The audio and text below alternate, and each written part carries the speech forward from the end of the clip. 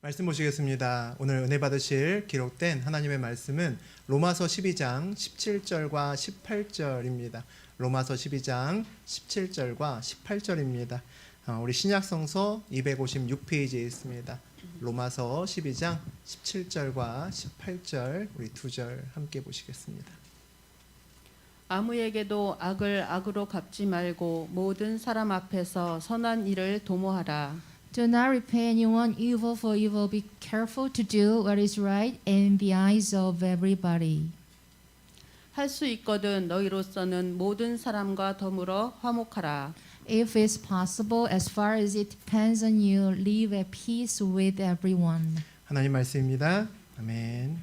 네, 우리 로마서 12장 17절과 18절 우리 두 절 함께 보셨습니다. 우리 그 내용 중심으로 마음 지키기라는 제목으로 우리 함께 은혜 나누겠습니다. 우리 로마서 12장부터 우리 바울 선생님이 삶에 대한 그리스도인이 어떻게 살아가야 되는지에 대한 이야기로 우리와 함께 하고 있습니다. 삶으로 예배드려야 된다라는 내용으로 우리 12장이 시작되었죠. 교회 안에서 성도들끼리 어떻게 살아가야 되는가라는 주제를 가지고 또 지난 한 2시간 정도 동안 함께 나누었던 것 같습니다. 교회는 그리스도를 머리로 둔 한 지체다, 한 몸이다라고 말씀하셨죠. 그러니까 우리는 서로 다른 직분과 은사를 받고 다 다르게 생겼지만 서로 사랑하고 섬기고 또 돌보아야 된다라는 이야기로 함께 했었습니다. 그 이유는 한 몸이기 때문입니다. 우리 전부 다 영적으로는 형제 자매이기 때문이죠. 특히 아름다운 교회는 좋은 교회는 서로 마음을 같이 하는 교회입니다. 아멘. 15절에 그런 얘기 나오죠. 지난 시간에 봤지만 즐거워하는 자들과 함께 즐거워하고 우는 자들과 함께 울라. 읽기만 해도 생각만 해도 참 아름다운 교회다, 참 좋은 교회다라는 생각이 절로 드는 구절입니다. 정말 이런 교회가 있으면 너도 나도 앞다투어서 다니고 싶지 않을까요? 그런 교회 찾아서 아마 다니고 싶을 겁니다. 이 각박한 세상에서 정말 따뜻한 교회가 있다면 마음을 다해서 함께 울어주고 또 웃어주는 그런 교회가 되겠죠. 우리 임마누엘 교회가 정말 마음을 함께하는 그런 교회가 되었으면 좋겠습니다. 교회 안에서 우리 성도 간에는 서로 믿음으로 관계를 맺어야 됩니다. 서로 진짜 형제가 되어야 되고 진짜 자매가 되어야 되죠. 그래서 여러분에게 임마누엘 교회가 정말 영적인 안식처고 또 고향이 되는 그런 교회가 되었으면 좋겠습니다. 아멘. 큰일 생기면 교회로 먼저 달려오고 예배드리면 숨이 쉬어지고 기도하면서 어려움을 이겨나가는 그런 진짜 교회가 되었으면 좋겠습니다. 오늘 바울 사도가 우리에게 또 다른 삶에 대해서 이야기를 전합니다. 우리 14절과 17, 18절 함께 읽어봅니다. 너희를 박해하는 자를 축복하라. 축복하고 저주하지 말라. 아무에게도 악을 악으로 갚지 말고 모든 사람 앞에서 선한 일을 도모하라. 할 수 있거든 너희로서는 모든 사람과 더불어 화목하라. 지난주에 읽었지만 함께 나누지 않았던 14절과 오늘 시작이 되었던 17절, 18절 내용입니다. 어찌 보면 둘이 읽어보면서 느꼈지만 우리가 다 아는 내용인데 우리가 삶으로 적용하기는 진짜 어렵다. 이거 진짜 가능할까라는 생각이 드는 그런 구절 중에 하나라고 볼 수 있습니다.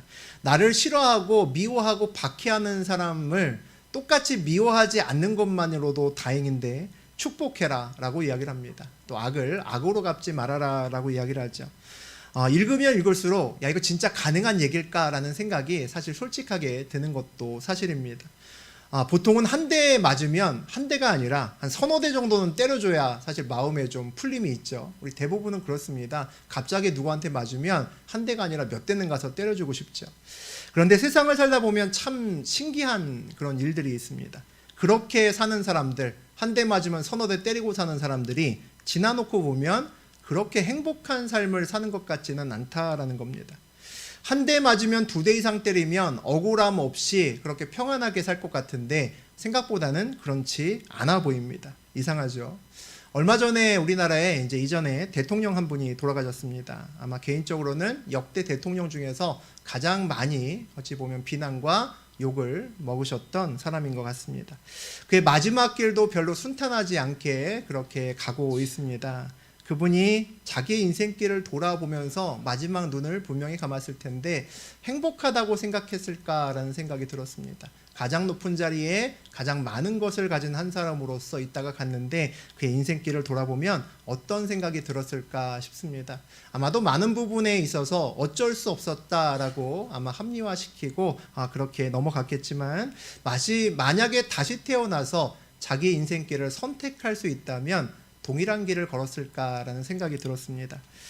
얼마 전 다니엘 기도회 했는데 다니엘 기도회에 나오는 강사들은 보통 굉장히 어렵고 힘들었던 사람들이 주로 많이 나옵니다. 우리 그런 사람들 이제 20분을 함께 만났습니다. 경제적으로 어려운 사람들도 있었지만 우리 마음속에 더 오래 남는 사람들은 보통 관계에 어려움이 있었던 사람들입니다. 그 사람들이 보통 더 마음에 남죠. 그 중에서 우리 만났던 사람들 중에서 뭐 지선 선교 전도사님이나 장진숙 작곡가 같은 분들이 그런 분들이었습니다. 아주 참 불우한 가정에서 정말 힘겹게 나 같으면 못 살 것 같다라고 하는 그런 환경에서 자라났습니다. 결국 마지막 즈음에 그들이 회복되기 전에 했던 일들을 보면 그들에게 정말 큰 고통을 주었던 그 사람과 화해하고 용서하면서 그 모든 일이 마무리되는 것을 볼 수 있습니다. 그리고 그렇게 용서한 다음에 고백을 하죠. 참 자유로웠다라는 이야기를 합니다. 그동안 그들을 묶고 있었던 그 무엇인가가 사라졌기 때문에 그런 이야기를 할 수 있겠죠. 용서라는 것이 보통은 나에게 잘못한 사람을 위해서 하는 것이다라고 생각할 수 있는데 물론 그것도 어느 면에서 맞죠. 그런데 보다 깊게는 우리 자신을 위한 어찌 보면 고통을 당한 자기 자신을 위해서 더 그렇게 해야 되는 것 아닌가라는 생각이 듭니다. 오히려 큰 일일수록 더 큰 고통을 받을수록 더 용서는 더 해야 되는 것 아닌가라는 생각도 듭니다. 그 기억이 남아있는 내내 괴롭히잖아요. 우리 여러분들도 아마 머릿속에서 과거에 잊혀지지 않는 기억 한두 가지는 가지고 있는 분들이 계실 겁니다. 그게 떨쳐버리려고 해도 잘 떨쳐지지 않거든요. 뭐 좋은 영화 보거나 친구하고 막 수다 떨 때는 잠시 잊혀졌다가도 혼자 가만히 있으면 문득 떠오릅니다. 그러면 그 상처가 계속 마음에 남아 있다는 거죠. 속담에 맞은 사람은 두 다리 뻗고 잔다라는 이런 말도 있는데 전제 조건이 있어야 되는 것 같습니다. 회복되어야 되는 거죠. 용서해야 사실은 맞아도 다리를 뻗고 잘 수 있습니다. 용서가 되지 않으면 억울한 마음이 속에서 일어나는데 어떻게 두 다리를 뻗고 잘 수 있겠습니까? 우리가 아는 유명한 분들 중에 손양원 목사님이라고 하는 분이 계십니다. 아마 대부분 교회 다니시는 분들은 다 들어서 아실 겁니다. 여순 사건 때 두 아들을 잃었습니다. 정말 억울하게 잃었죠. 그 아들을 죽인 사람의 이름이 안재선이라는 그런 청년에게 아들 둘을 잃었습니다. 그 이후에 다 아시는 것처럼 손양원 목사님이 자기 아들을 두 아들이나 죽인 그 안재선이라고 하는 그 청년을 자기의 양아들로 드립니다. 세상을 놀라게 만들죠. 아무리 이해하려고 해도 이해할 수 없습니다. 어떻게 그렇게 하나.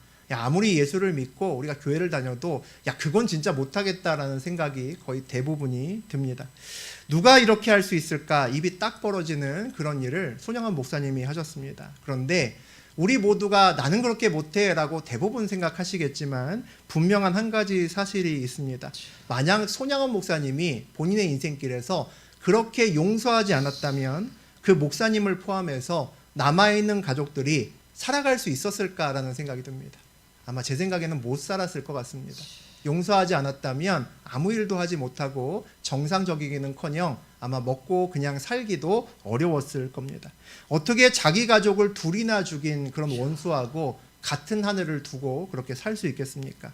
복수한다고 해서 그를 죽인다고 해서 그 모든 일을 덮을 수도 역시 없을 겁니다.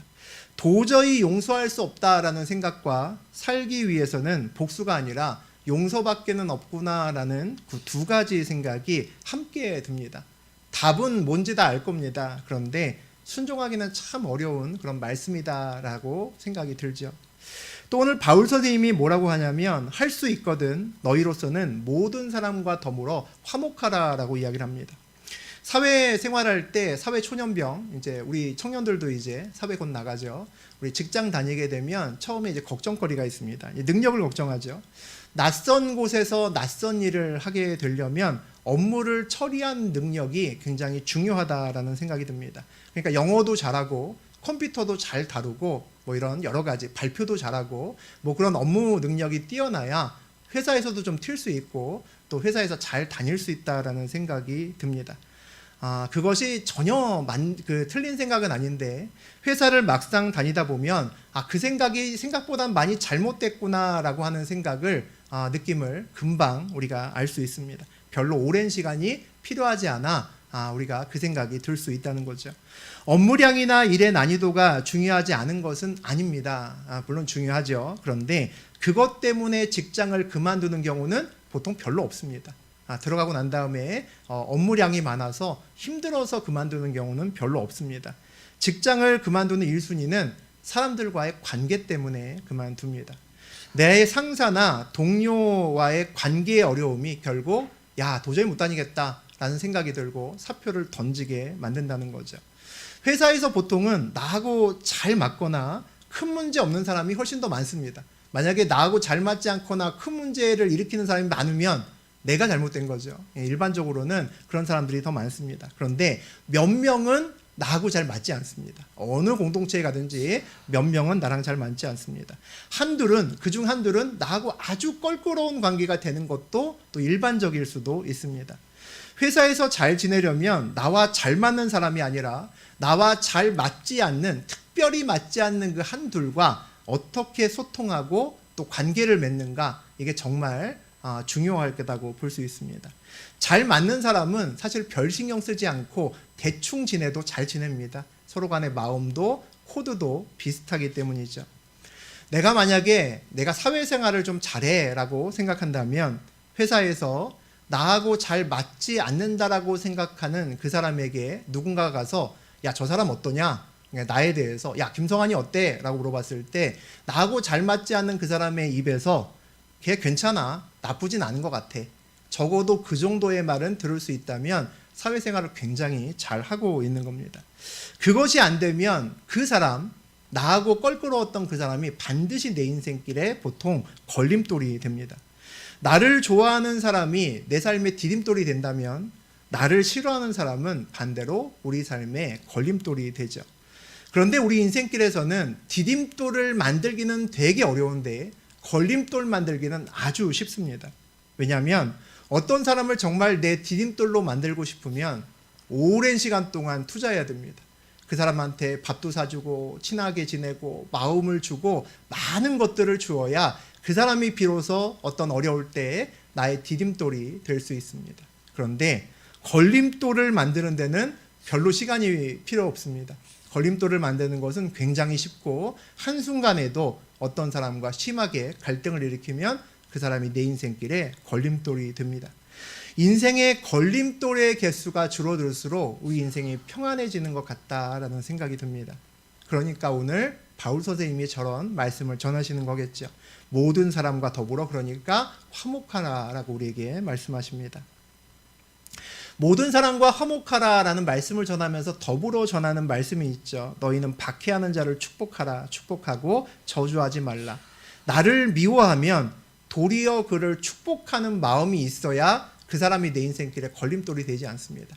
참 쉽지 않은데 이것 말고 다른 대안이 있을까 싶습니다. 그것 말고 내 인생길에 사람으로 인한 걸림돌을 제거할 수 있는 더 좋은 대안이 있으시면 그대로 하셔도 됩니다. 그런데 아마 그 걸림돌을 제거하기 위해서는 정말 싫어하는 사람을 내 마음으로 축복할 수 있는 쉽지 않은 노력이 있어야 아마 그 사람이 내 인생의 걸림돌이 되지 않을 겁니다. 힘들어도 이 말씀 한 구절을 살아내는 저하고 여러분 되셨으면 좋겠습니다. 네, 우리 19절에서 슬라이드 좀 넘겨주실래요? 19절에서 우리 21절까지 우리 함께 보시겠습니다. 내 사랑하는 자들아, 너희가 친히 원수 갚지 말고 하나님의 진노하심에 맡기라. 기록되었으되 원수 갚는 것이 내게 있으니 내가 갚으리라고 주께서 말씀하시니라. 내 원수가 줄이거든 먹이고 목마르거든 마시게 하라. 그리함으로 내가 숯불을 그 머리에 쌓아 놓으리라. 악에게 지지 말고 선으로 악을 일으키라. 일으키라. 강해를 하다 보면 이게 그 말씀을 제가 선택하는 것이 아니라 거의 대부분은 아주 특별한 절기 외에는 그 주에 그냥 주신 말씀을 가지고 제가 순서대로 전하는데, 이번 주 말씀을 제가 읽으면서 하필 추수감사절에 이런 어려운 말씀을 전하게 돼서 굉장히 마음이 좀 사실 어려웠습니다. 예, 계속 힘든 말씀이 여전히 또 전해지죠. 날 아프게 하는 원수가 배고파하면 먹을 거 사주라는 겁니다. 예, 잘 먹이라는 얘기죠. 그가 목말라하면 눈 감고 그냥 스타벅스에서 비싼 커피 하나 사서 그 사람에게 주라라고 오늘 말씀하십니다. 예, 한숨 나오죠. 아니 우리는 어쩌라고 이게 저런 말씀을 하시나라는 생각도 사실은 듭니다. 너희가 친히 원수를 갚지 말고 하나님의 진노하심에 맡기라. 기록되었으되 원수 갚는 것이 내게 있으니 내가 갚으리라. 원수는 하나님께서 나한테 맡기라라고 말씀하십니다. 내가 갚아준다라고 말씀하시죠. 이 말씀을 이렇게 오해하면 안 될 것 같습니다. 내가 원수를 내 하나님께 고자질하면 하나님이 가서 2배로 때려준다, 뭐 이런 의미는 아닐 겁니다. 그런 의미는 분명히 아니죠. 그보다 공의의 하나님을 믿으라라는 것이 훨씬 더 큰 메시지일 겁니다. 의로우시고 공정한 재판관이 우리 위에 계시다는 것을 믿고 그분을 신뢰하라라는 뜻이겠죠. 저는 하나님을 믿습니다. 제가 선한 자리를 지키고 있는데 저한테 정말 못되게 굴고 힘들게 구는 사람이 있다면 그 사람은 하나님께 반드시 정죄를 받을 거다라고 저는 생각합니다. 공의로운 하나님이 그 모든 상황을 모두 다 지켜보시고 계시기 때문이죠. 정직하지 못한 방법으로 남에게 못할 짓 하면서 무엇인가를 남에게 빼들어 그렇게 자기가 행복하려고 하는 사람이 있다면 그 사람은 반드시 그에 대한 대가를 저는 치른다고 생각합니다. 우리가 모두 사실은 겉모습만 보기 때문에 착각하는 것일 수 있습니다. 우리 교회에서 만나면 전부 다 웃지만 우리 마음속에 힘든 부분이 여전히 있습니다. 얘기하지 않는 것들도 여전히 있죠. 많은 사람들이 겉모습만 보면 다 행복하게 생각합니다. 그런데 그 속모습을 보면 다르다는 거죠. 내가 힘든 일을 남에게 시킨 만큼 반드시 그에게는 어려운 일이 온다라고 저는 생각합니다. 내 원수를 진짜 하나님의 진노하심에 맡길 수 있다면 그 사람은 그의 인생길 내내 억울한 일이 있어도 평안할 수 있을 겁니다. 왜냐하면 하나님께서, 공정하신 그분께서 모든 것을 감찰하시고 계시기 때문이죠. 선한 심판관인 하나님이 진짜 살아계시는 걸 믿고 나와 함께 계신다는 것을 믿는다면 원수가 줄이면 먹이고 목마르면 마시게 할 수도 있겠다라는 생각도 또 들기도 합니다.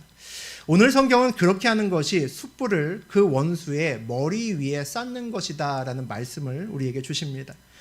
숯불 돼지갈비 집에 가서 우리가 고기를 먹을 때 얼굴이 다 벌개집니다. 전부 다 숯불 때문이죠.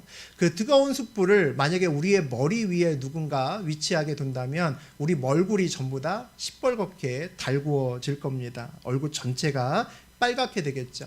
이 말은 그렇게 행함으로 원수를 부끄럽게 만들라라는 말이죠. 그와 동시에 더 중요한 이야기는 내가 할 일은 선한 자리를 지키는 것이라는 겁니다. 그에게 복수하는 것이 아니라 나는 내 자리, 그 선한 자리, 하나님께 심판받지 않은 그 자리를 지키며 앉아 있어야 된다는 거죠. 오늘 19절의 시작에서 내 사랑하는 자들아라고 말씀하십니다. 오늘 이 말씀이 지키기 어려운 것을 왜 하나님이 모르시겠습니까? 바울 선생님이 왜 모르시겠습니까? 그러면서도 이렇게 부담스럽고 힘든 말씀을 굳이 선포하는 이유는 사랑하시기 때문입니다. 내가 원수를 갚으려고 이를 악물고 살면 나의 삶이 망가지게 되어 있습니다.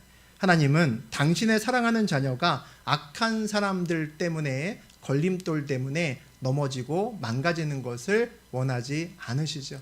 그래서 이런 말씀을 우리에게 주시는 것 같습니다. 21절 보면 악에게 지지 말고 선으로 악을 이기라 라고 되어 있습니다. 오늘 함께 읽었던 말씀의 결론이 아마 21절 아닌가 싶습니다. 악에게 지지 말고 이기라 라고 말씀하죠. 이건 참 좋은 말씀인데 그 방법이 선으로 이기라고 하십니다. 선으로 악에게 이기라는 말씀은 문자 그대로 악을 악으로 갚지 말고 오히려 사랑으로 대함으로 승리하라라는 말이 포함되어 있습니다. 근데 보다 근본적으로는 악으로부터 저하고 여러분의 마음을 지키라는 말이 더 큰 것 같습니다. 악한 것으로부터 우리 마음 지키기가 이게 정말 쉽지 않습니다. 살다 보면 세상이 참 악하다는 생각이 들 때가 아주 많죠. 우리 매일같이 신문만 봐도 와, 어떻게 이런 사람이 다 있나 라고 혀를 차는 그런 사건들도, 사람들도 우리가 봅니다. 또 우리가 세상에 살다가 때로는 남에게 해코지 당할 때도 있습니다. 우리 청년들 이제 회사 다니기 시작할 텐데 그런 일이 분명히 있을 겁니다. 그러면 마음 지키기가 진짜 어렵죠. 진짜 가서 몇 배로 더 해코지를 하고 싶은 그런 충동일 때가 중간중간에 여러 번 있습니다. 저는 영화 볼 때 감동적인 영화는 별로 잘 안 보고 주로 가볍고 좀 때려부시는 영화를 좀 좋아하는 편입니다. 보고 나면 시원하기 때문이죠. 한 대 맞고 영화 속에서 10대로 갚아주는 장면을 보면 막 흐뭇합니다. 현실에서는 잘 그러지 못하잖아요.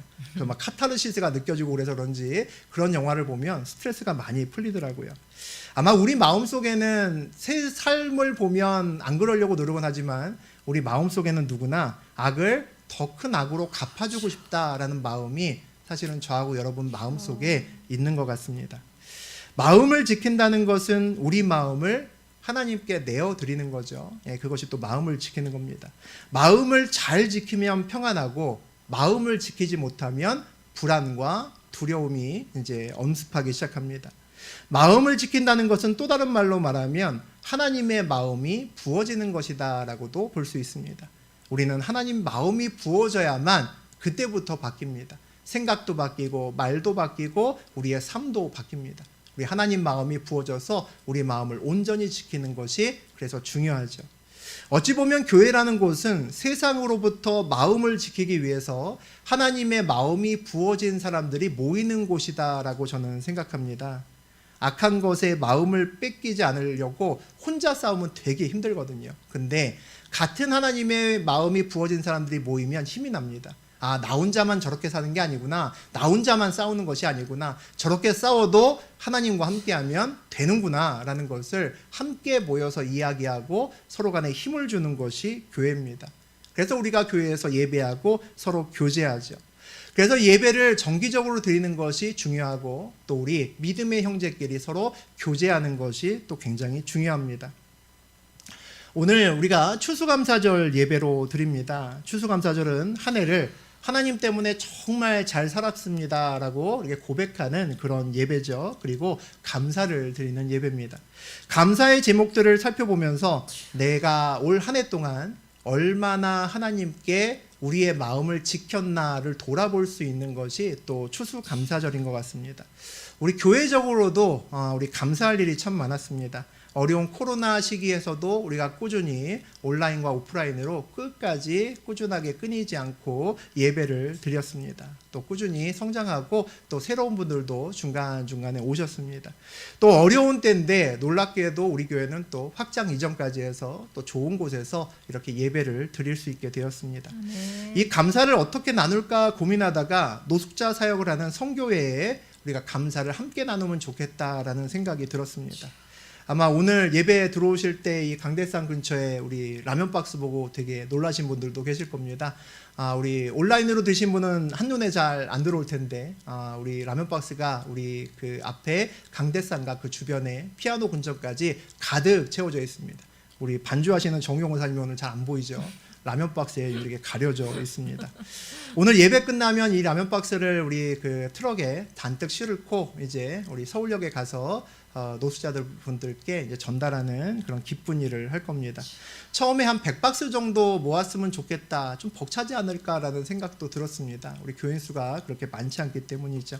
그런데 막상 다 나중에 개수해 보고 세보고 깜짝 놀랐습니다. 여기 쌓여있는 박스가 모두 163개의 박스가 세워져 있습니다. 강대상 앞쪽부터 구석구석까지 라면 박스로 가득 채워져 있습니다. 한 주일 내내 왔다 갔다 교회를 왔다 갔다 하면서 이 라면 박스 보면서 얼마나 행복했는지 모릅니다.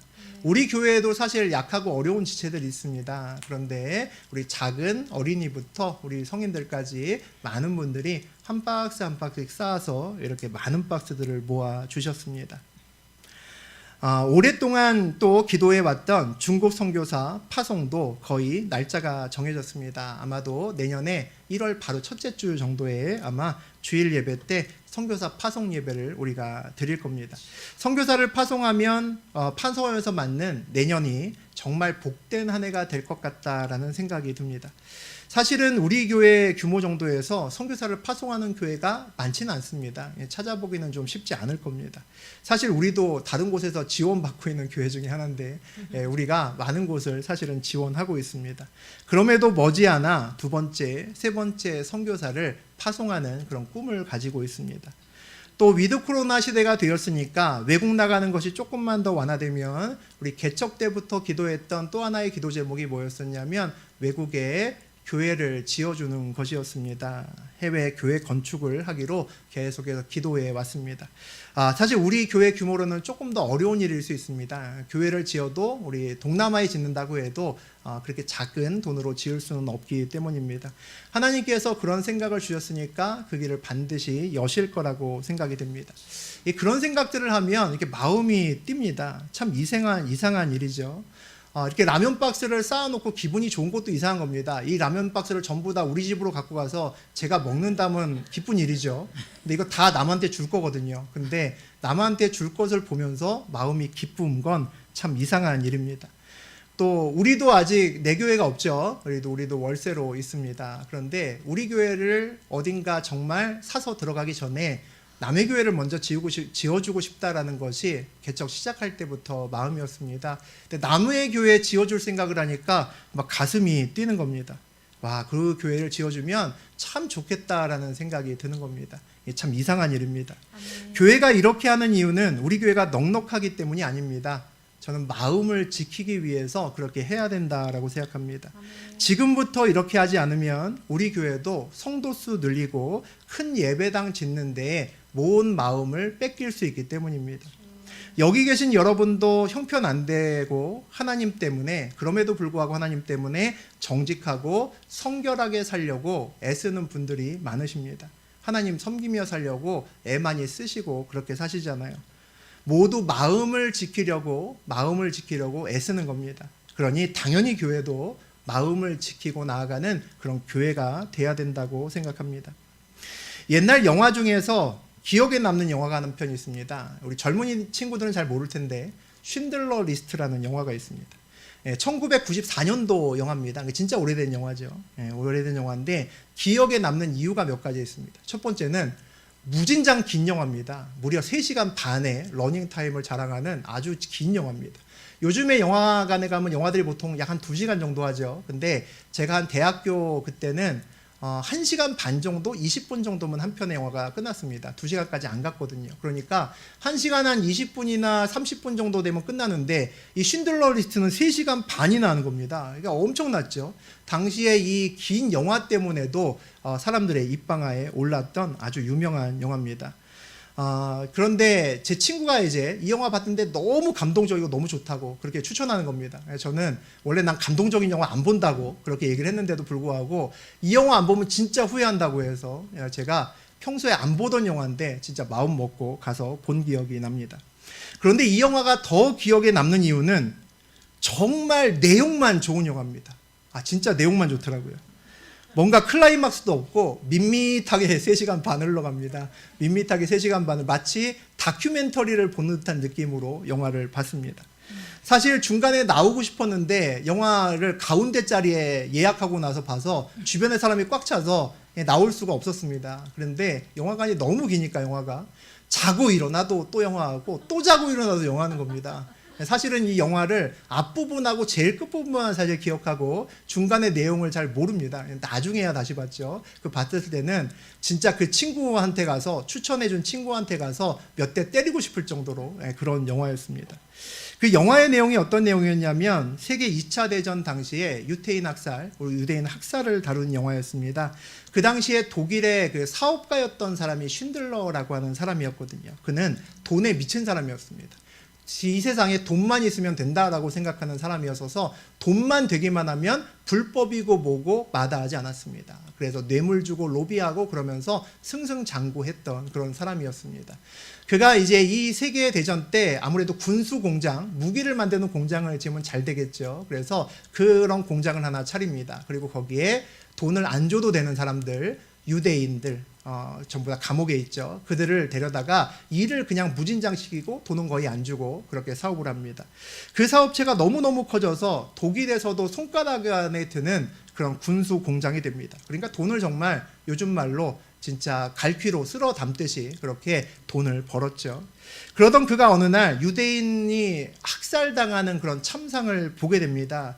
그것을 보고 나서 완전히 다른 사람이 됩니다. 그리고 그가 그동안 벌었던 모든 돈을 가지고 유대인들을 살리기 시작합니다. 그 영화가 쉰들러 리스트입니다. 사업가로는 파산했습니다. 돈을 다 썼거든요. 벌은 돈 다 썼습니다. 빈 공장에다가 전부 다 유대인들 살 수 있게끔 해주고 자기 돈 다 썼습니다. 망했습니다. 그런데 1100명의 유대인이 그 사람 때문에 살았습니다. 이 쉰들러 리스트라고 하는 것이 그 사람이 돈을 주고 사람을 산 이름들입니다. 어찌 보면 우리 천국의 생명책 같은 거죠. 그 이름에 기록된 사람은 모두 다 가스실에 들어가지 않고 살아남을 수 있었습니다. 영화의 마지막 장면이 굉장히 유명합니다. 유튜브에도 보면 거의 마지막 장면은 다 나와 있더라고요. 쉰들러 때문에 산 유태인들이 한 1000명씩 이렇게 모여서 쉰들러를 둘러싸고 있고 쉰들러가 그 앞에서 막 웁니다. 더 살릴 수 있었는데 이 금배지 팔면 한 사람 더 살릴 수 있었고 저 차 팔면 10사람은 살 수 있었는데 살릴 수 있었는데 내가 왜 저걸 안 팔았을까? 왜 그 생각을 못했을까 하면서 나는 최선을 다하지 않았고 그동안에 돈을 너무 막 썼다. 당신들은 잘 모른다. 내가 돈을 어떻게 썼는지. 그러면서 막 우는 겁니다. 그랬더니 1000명의 사람들이 그 주변에서 함께 그를 안아주고 우는 그 장면이 거의 마지막 장면입니다. 유대인들이 그런 쉰들러에게 반지를 하나 주는데 그 반지에 글귀가 적혀져 있습니다. 한 사람을 살리는 자는 세상을 살리는 자이다. 그런 말을 적어놓은 반지를 하나 선물합니다. 우리 탈무드에 나오는 글귀인데 사실은 신약 성경에도 거의 비슷한 예수님의 말씀이 있습니다. 쉰들러 리스트는 실화를 바탕으로 한 영화입니다. 그때 살았던 1000명이 아마 지금은 10,000명이 훌쩍 넘어 있을 겁니다. 그 생명의 가치를 아는 사람들은 3시간 반의 시간이 지루하지 않았겠죠. 감동의 시간이었을 겁니다. 그런데 그 가치를 몰랐던 저 같은 사람들은 3시간 반이 그냥 지루한 그런 시간이었을 뿐이었습니다. 저하고 여러분의 인생도 사실 한 편의 영화 같다는 생각 드시죠? 우리도 한 편 영화 찍고 우리 인생을 마감합니다. 우리의 관객은 누굴까라는 생각이 듭니다. 우리는 왜 이런 영화를 찍고 있나? 누구에게 보여주려고 이런 영화를 찍고 있나라는 생각이 듭니다. 우리가 도대체 뭘 위해서 살고 있나라는 생각도 듭니다. 아마 하나님께 마음을 지키면서 사는 한 사람의 인생을 만약에 영화로 만든다면 쉰들러 리스트와 같은 영화를 찍고 있을지도 모르겠다라는 생각이 듭니다. 세상 사람 눈에는 많이 지루할 수 있죠. 재미없게 무슨 저런 영화를 찍고 있냐라고 누군가가 우리에게 말할 수도 있을 겁니다. 하지만 마음을 지킨 그 영화 한 편은 적어도 한 분이 일어서서 박수를 치고 계시는 그런 놀라운 장면을 저하고 여러분이 보실 겁니다. 임마누엘 교회도 저는 그런 영화를 찍어야 된다고 생각하고 정말 내가 그리스도인이라면 우리 스스로도 어딘가에서 그런 영화를 찍고 있어야 된다라고 생각합니다. 우리 인생길에 단 한 분 하나님만 박수치고 그분만 우리의 관객이 되면 되는 것 아닌가 싶습니다. 제 말이 맞죠? 네, 그렇게 우리 기쁨으로 살아가는 추수감사절과 우리 인생길 되시기를 주의 이름으로 축복합니다.